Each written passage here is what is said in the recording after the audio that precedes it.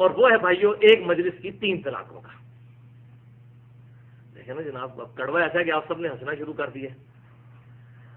شیخ صاحب اس مسئلے میں بہت اسٹرکٹ تھے، اور مجھے انہوں نے یہاں تک کہا کہ علی بھائی میں اگر آج کے اہل حدیث علماء، آج کے، یاد رکھیے گا، پہلے 300 سال کے نہیں، اسی لیے انہوں نے میری کال میں بھی کہا ہے کہ میں صرف پہلے 300 سال کے اہل حدیث علماء کا قائل ہوں، بعد کے علماء اگر اختلاف کریں گے میں اس پہ کوئی قائل نہیں ہوں. تو مجھے کہا کرتے تھے، خود انہوں نے مجھے یہ بات کی جب میں نے طلاق کا مسئلہ ان سے ڈسکس کیا. ویسے ویڈیو پہ جواب نہیں وہ دیتے تھے، میری ویڈیو میں بھی مجھے پتا وہ جواب نہیں دیتے، تو میں نے ان کو سوال سے پہلے کہہ دیا تھا شیخ صاحب آخری سوال ہے، آپ کی مرضی ہے جواب دیں یا نہ دیں. تو جب میں نے سوال کیا ان کے پاس، یہ پھر بعد میں ڈسکس کریں گے. بار انہوں نے ایک مضمون بھی لکھ کے رکھا ہوا تھا، وہ چھپا نہیں ہے، بہرحال ابھی موجود ہے. سر آخری سوال ہے، وہ آپ کی مرضی، آپ جواب دیں یا نہ دیں، وہ طلاق ثلاثہ کا مسئلہ. بس اس کو بعد میں صحیح انشاءاللہ. اچھا بڑا شکریہ آپ کا، جزاک اللہ خیر. بڑھیا آپ نے شرکت فرمائی ہے، اللہ تعالیٰ قبول کرے. ماشاء اللہ. ابھی ایک اور مسئلہ طلاق ثلاثہ کے بارے میں انشاءاللہ میں تحقیق کرنی ہے. تو شیخ صاحب جو صحیح مسلم میں حدیث ہے کہ آپ صلی اللہ علیہ وسلم کے مبارک زمانے میں 3 طلاقیں ایک تصور ہوتی تھی، پھر سیدنا ابوبکر کے زمانے میں، سیدنا عمر کے زمانے میں. تو شیخ صاحب نے کہا یہ حدیث سنن نسائی میں موجود ہے، اس پہ امام نسائی نے اپنا فہم لکھ دیا ہے کہ یہ حدیث غیر مدخولہ کے لیے ہے. اور مسائل احمد کے اندر بھی احمد بن حنبل کہتے ہیں یہ حدیث غیر مدخولہ کے لیے ہے، ایسی عورت جس سے مرد نے صحبت نہ کی ہو، یعنی رخصتی سے پہلے. اس میں تو ہمارے بریلوی، دیوبندی، حنفی، شافعی، مالکی سارے علماء قائل ہیں کہ جس عورت کی رخصتی نہ ہوئی ہو اس کو اگر 3 طلاقیں بھی دے دی جائیں تو ایک ہی شمار ہوگی، دوبارہ نکاح نئے حق مہر کے ساتھ اس کے ساتھ ہو سکتا ہے. غیر مدخولہ، اس میں تو اجماع ہے، اس میں کوئی اختلاف نہیں ہے. تو یہ کہتے تھے یہ حدیث ہے، اس کا فہم یہ ہے کہ یہ غیر مدخولہ کے لیے ہے. امام نے ماجہ نے بھی پورا باب باندھا ہے، ایک مجلس میں 3 طلاق، 3 تصور کی جائیں گی. امام بخاری نے باب باندھا ہے اکٹھی 3 طلاق کا جواز. الموطا امام مالک میں موجود ہے، آپ اٹھائیں الموطا امام مالک، سب سے پہلے حدیث کی کتاب ہے، ذرا طلاق کا چیپٹر کھول کے صحابہ کے فتوے پڑھنے شروع کر دیں. تو مجھے شیخ صاحب اکثر یہ جملہ بولا کرتے تھے کہ علی بھائی اگر میں آج کے اہل حدیث علماء کا یہ مسئلہ مان لوں تو میرا سارا منہج ڈھکوسلا بن جائے گا، کیونکہ میں کہتا ہوں کہ صحابہ، تابعین اور تبع تابعین کے فہم کے مطابق ہم نے کتاب و سنت کو سمجھنا ہے. تو اس مسئلے میں، اور مجھے اکثر کہا کرتے تھے علی بھائی ایک مسئلہ اہل حدیث کا ایسا ہے جو اجماع کے خلاف ہے، آج کے اہل حدیث کا، ساروں کا نہیں. علماء عرب میں بھی کچھ لوگ ہیں جو ان کی تائید کرتے ہیں، ہمارے پاکستان میں بھی کئی علماء ہیں جو اس کے قائل ہیں. باقی یہ پہلی دفعہ مسئلہ اٹھایا امام ابن تیمیہ نے، 700 سال تک کسی نے یہ مسئلہ نہیں اٹھایا، اور ان کو وہ غلطی لگی صحیح مسلم کی حدیث کی غلط انٹرپریٹیشن کی وجہ سے. بہرحال اس پہ کسی کی تحقیق کسی نے کرنی ہو تو میری 25 منٹ کی ویڈیو ہے مسئلہ نمبر 15 کے نام سے، جس میں میں نے سارے دلائل ایکسپلور کیے ہیں. 3 طلاق کا مسئلہ، حلالہ اور حرامہ، یہ دونوں اعتبار سے میں نے، جو حلالہ بھی بعض لوگ کرواتے ہیں نا جی، خیر ہے جی اب 3 طلاقیں دے دی ہیں تو ایک رات کے لیے کسی اور کے پاس معاذ اللہ بیوی رکھ دو. اور سنن ابن ماجہ میں پورا باب موجود ہے، حلالہ کرنے والے اور کروانے والے پر اللہ کی لعنت ہے. کتنی احادیث موجود ہیں، ولیعوذ باللہ تعالی. تو وہ اس طریقے سے یہ معاملات کرتے ہیں. بہرحال ایک جگہ شیخ صاحب نے لکھ دیا، وہ میں آپ کو بتا دیتا ہوں. یہ شکر ہے بڑی نیکی کی.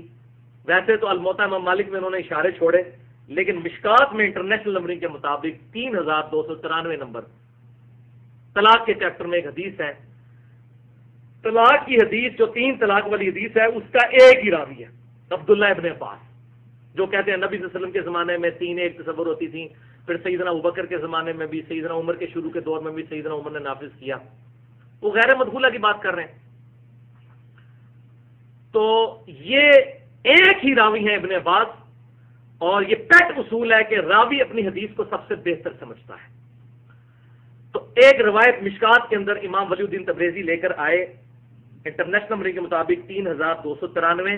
اس کے فٹ نوٹ پہ شیخ صاحب نے لکھ دیا یہ روایت کیا ہے کہ عبداللہ ابن عباس رضی اللہ تعالیٰ عنہ کے پاس ایک شخص آیا، اس نے کہا اے ابن عباس میں نے اپنی بیوی کو 100 طلاقیں دے دی ہیں. یہ الموطا امام مالک میں بھی موجود ہے، سنن الکبری البیہقی میں بھی موجود ہے. تو عبداللہ ابن عباس نے فرمایا کہ 97 طلاقیں تو تو نے اللہ کے ساتھ مذاق کیا ہے، باقی 3 طلاقوں کی وجہ سے تیری بیوی تجھ پر ہمیشہ کے لیے حرام ہو گئی. انہوں نے نہیں کہا کہ 100 دیے ہیں چاہے 1000 کی ہیں. ڈاکٹر ذاکر نائک صاحب وہ مسئلہ بیان کر رہے ہیں امام ابن تیمیہ سے نقل کر کے کہ جتنی مرضی دیتے رہو. تو اس طرح نہیں. تو یہ مسئلہ بہرحال الحمدللہ منہ سے بھی طلاق دی ہے، میسیجز پہ طلاق دی ہے، واٹس ایپ وغیرہ پہ بھی طلاق دی ہے، لیکن اس کے باوجود پھر وہ ساتھ رہ لیتے ہیں پتہ نہیں کیسے رجوع کر کے. تو ان کا ساتھ رہنا کیسا ہے، اور ہم لوگوں کے لیے جو دیگر رشتہ دار ہیں ان کے ساتھ کیسا رویہ اختیار کرنا لازم ہے. دیکھیں آج کل یہ بڑا کھیل بنایا ہوا ہے لوگوں نے. مجھ سے ابھی بھی کچھ لوگوں نے ایسے کویشچن کرتے ہیں کہ بہت ہی افسوس ہوتا ہے کہ 3 طلاقیں دینے کو کھیل بنا لیا ہے. پھر وہ بیوی حلالہ کر لیتی ہے، دوبارہ نکاح ہوتا ہے، پھر کچھ عرصے بعد 3 طلاقیں دیتے ہیں، بیوی پھر حلالہ کرتی ہے، پھر اس طریقے سے کھیل کود بنا لیا ہے. حالانکہ نبی کریم صلی اللہ علیہ وسلم نے ارشاد فرمایا کہ حلال چیزوں میں اللہ تعالیٰ کے نزدیک سب سے زیادہ ناپسندیدہ طلاق ہے. اور 3 طلاقیں تو ویسے ہی بدعت ہے. 3 طلاق ایک ساتھ دینا گناہ ہے، انسان گناہ کبیرہ کا مرتکب ہوتا ہے، اور وہ بالکل مطلب اس طرح کی پرواہ نہیں ہوتی.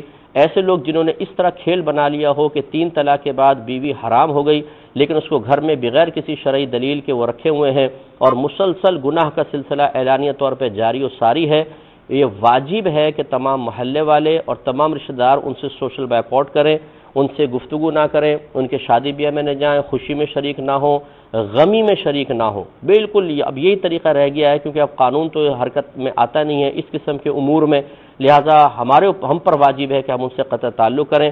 اگر دوسرے لوگ نہیں مانتے تو یہ دلیل نہ بنائے ہوئے سب تو مل رہے، اب ہم نہ ملے تو ہم برے بنتے ہیں. تو آپ برے بنیں لیکن آپ اللہ تعالیٰ اس کے رسول کی بارگاہ میں اچھے ہوں گے. اور یہ جو اچھے بننے کی کوشش کر رہے ہیں، ایسے لوگوں کی نگاہوں میں سرخرو ہونے کی کوشش کر رہے ہیں، یہ کل بروز قیامت انہی کے ساتھ کھڑے ہوئے سر جھکا کے ندامت اور پچھتاوے کے ساتھ اللہ تعالیٰ کی بارگاہ سے معاذ اللہ سختیاں برداشت کر رہے ہوں گے اور کرنی پڑیں گی.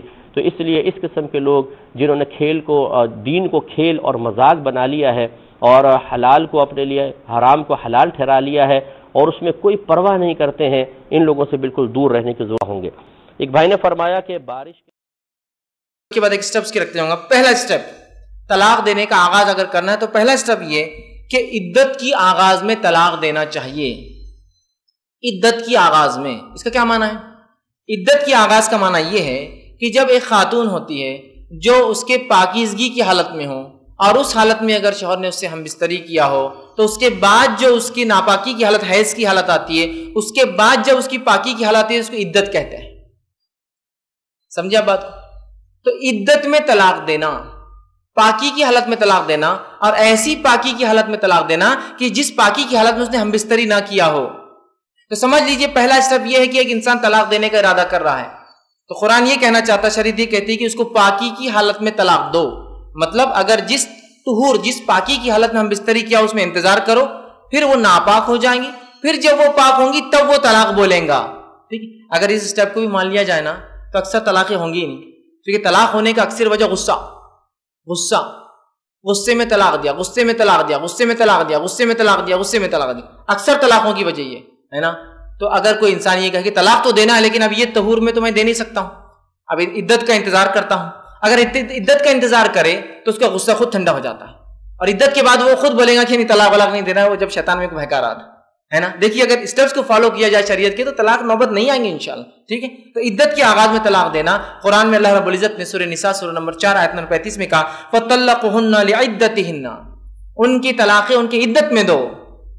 اور عدت کہتے ہیں اس وقفے کو کہ ایک عورت سے جب آپ نے ہم بستری جس طہور پاکیزگی میں نہیں کی ہو اس میں طلاق دینا. تو اگر سمجھ لیجیے شوہر کا جھگڑا آج ہوتا ہے اور اس پاکیزگی کی جو ایام میں اس نے ہم بستری کر چکا تھا تو وہ انتظار کریں گے ناپاکی کا، اس کے بعد جب عورت پاک ہوں گی وہ عدت شروع ہوں گی، تب چاہے تو طلاق دے. اور غصے کی طلاق، پریشر کی طلاق، ان کی سن کے طلاق، ان کی سن کے طلاق، جوش میں آ کے طلاق ختم ہو جائیں گے، کیونکہ عدت کے جب انتظار کریں گا غصہ ٹھنڈا ہو جائے گا.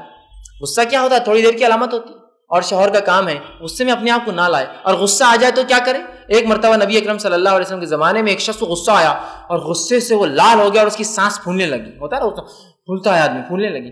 آپ نے کہا میرے پاس ایک ایسا سلوشن ہے، ایک ایسا اپائے چارہ ہے، اگر یہ آدمی کر لے نا تو اس کا غصہ بھی ختم ہو جائے گا.